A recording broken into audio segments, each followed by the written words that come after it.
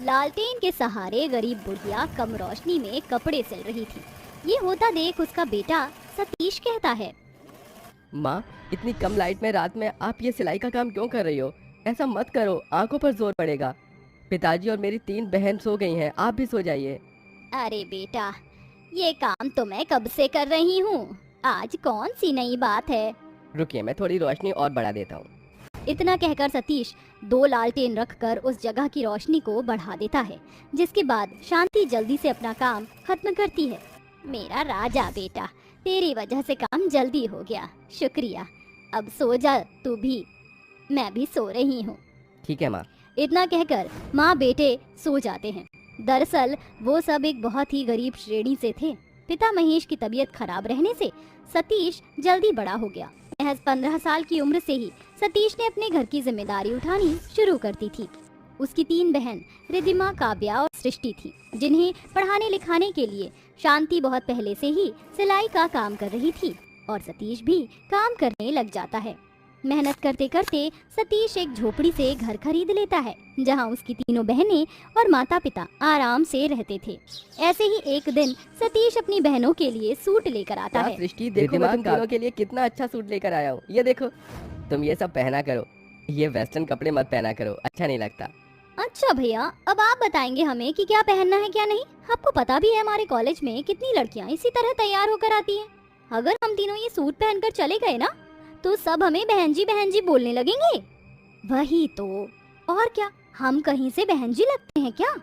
Sorry to से भैया, लेकिन हम ये आपका 2 कौड़ी का दिया हुआ सूट नहीं पहन सकते हैं, तो हमें आप और पैसे दे दीजिए, हम कुछ वेस्टर्न स्टाइल का ले लेंगे।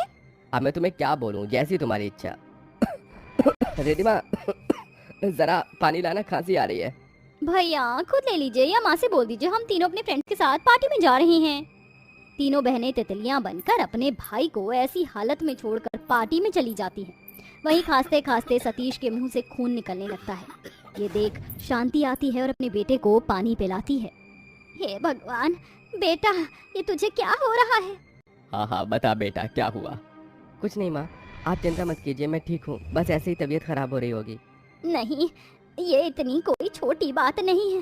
बेटा तेरे मुंह से खून आ रहा है, मुझे बता क्या हुआ? अरे मम्मी, बिल्कुल ठीक हूँ, ये देखो गर्मी की वजह से हो जाता है वो। ऐसा कहकर सतीश अपनी माँ से अपने कैंसर होने की बात छुपा देता है। उसे अपनी बहनों की बहुत चिंता थी, उनके बदलते बर्ताव को देखकर। वहीं कुछ दिनों में सतीश की हालत बहुत खराब होती है। एक दिन वह अपनी कैंसर बीमारी के कारण चल बसता है। उसके करीबी दोस्त ये सच उसके घर वालों को बता देते हैं, जिस बात से पूरा घर टूट जाता है। लेकिन तीनों बहनों को कुछ खास फर्क नहीं पड़ता है। भाई के जाने के बाद तीनों बहन पढ़ लिख कर एक अच्छी कंपनी में जॉब करती हैं। ज्यादा पैसों को देखकर उन तीनों में इतना घमंड आ जाता है कि वह अपने माँ बाप की कदर करना लगभग भूल चुकी थी। ऐसे ही एक दिन शॉर्ट ड्रेस पहने वो तीनों बाहर जा रही थीं। तभी शांति कहती है, अरे बेटा, तुम तीनों ऐसे छोटे कपड़े पहनकर कहाँ जा रही हो?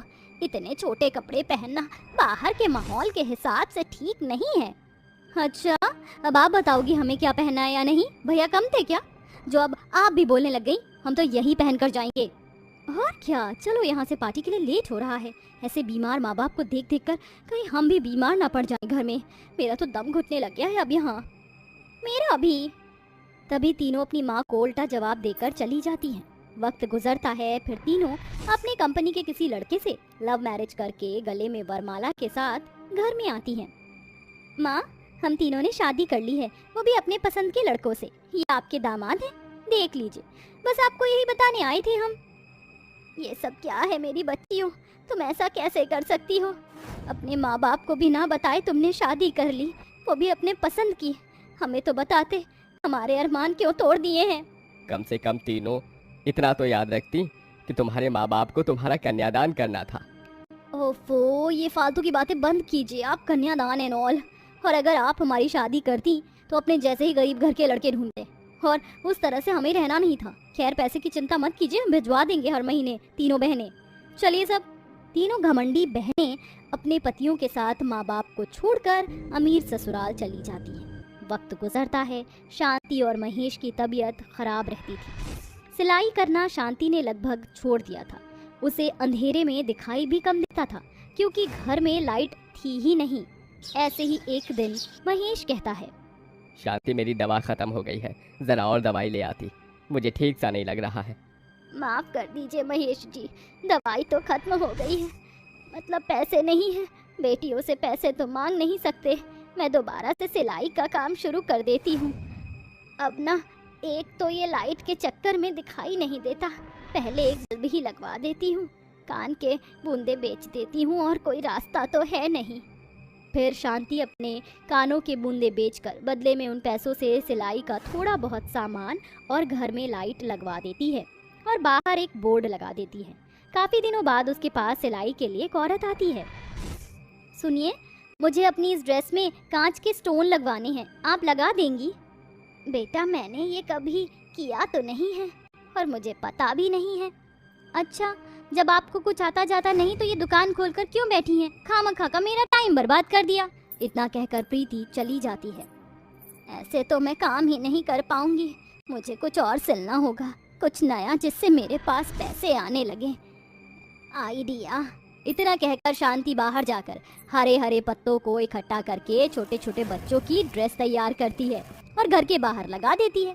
घर के बाहर पत्तों की हरी ड्रेस देखकर लोगों की आंखों को वो इतना लुभाती है कि शांति उस पत्तों की ड्रेस को बेचकर पैसे कमाने लग जाती है। वहीं दूसरी ओर उसकी तीनों बेटियों ने कर्ज पर लेकर एक बुटीक खोला था जो कि चला नहीं और वह तीनों घाटे में आ गई। अब उनके पास कोई पैसा नहीं था।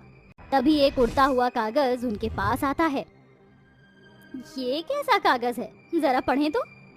इसमें लिखा है, यहीं पास में ही कल फैंसी ड्रेस कंपटीशन है, जिस भी प्रतियोगिता वाले ने बेहतरीन और अलग ड्रेस बनाई उसे 5 लाख रुपए मिलेंगे। क्या 5 लाख रुपए? उस 2 लाख रुपए में से तो हमारा बुटीक का कर्ज माफ हो सकता है। अरे वाह, हमें ये कंपटीशन जीतना ही होगा, लेकिन फैंसी ड्रेस लाएंगे कहाँ से? कोई आइडिया नहीं है और पैसे भी नहीं है। तुम दोनों भूल गई माँ को कितनी अच्छी सिलाई आती है, अब तो माँ ही कोई आइडिया दे सकती हैं। तीनों बेटियां अपने माता पिता के पास जाकर उनसे माफी मांगने लगती हैं। माँ, पिताजी, हमें माफ कर दीजिए, आपके बुरे समय में हमने आपका साथ छोड़ दिया और आपको हमेशा उल्टे जवाब दिया, हमें माफ कर दीजिए। हाँ पिताजी, हमें माफ कर दीजिए, अब हमें अकल आ चुकी है। चिंता मत करो, माँ बाप अपने बच्चों से कभी ज्यादा देर तक नाराज नहीं रह सकते। पर तुम तीनों यहाँ पर कैसे आ गई? माँ, घर के हालात बहुत खराब हैं, बस हमें उस कंपटीशन को जीतने के लिए कुछ अच्छी सी ड्रेस चाहिए थी तो आपके पास आ गए, उससे हमें काफी पैसे मिलेंगे। तुम चिंता मत करो, मैं घास से एक ऐसी ड्रेस बनाऊंगी जिसे सब देखते रह जाएंगे। ये सुनकर तीनों बेटियां खुश हो जाती हैं और छोटे छोटे घास को इकट्ठा करती हैं और फिर अपनी माँ के साथ ड्रेस बनवाती हैं। शांति तीनों के लिए घास का एक सुंदर सा गाउन तैयार करती है जिसे पहनकर वह उस फैंसी ड्रेस कंपटीशन में जाती हैं और विजेता बन जाती हैं, जिसमें उन्हें 5 लाख रुपए मिलते हैं। वो 5 लाख रुपए वह अपनी माँ के हाथों में रखते हैं। माँ, इन पैसों की असली हकदार आप हो, आपकी वजह से हम ये कंपटीशन जीत पाए। हाँ माँ, आप सच में बहुत अच्छी हो, आप हमें भी सिलाई सिखाओगी? हाँ, सिखा दूंगी, लेकिन इनमें से कुछ पैसे लेकर अपने बुटीक को बचा लो। जी माँ।